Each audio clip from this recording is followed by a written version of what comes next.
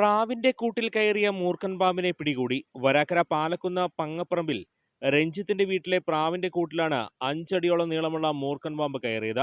കൂട്ടിൽ പ്രാവുകൾ ഉണ്ടായിരുന്നുവെങ്കിലും അവയെയൊന്നും പാമ്പ് ഉപദ്രവിച്ചില്ല. പ്രാവിന്റെ മുട്ട തേടിയെത്തിയ പാമ്പിനെ വീട്ടുകാരാണ് കണ്ടത്.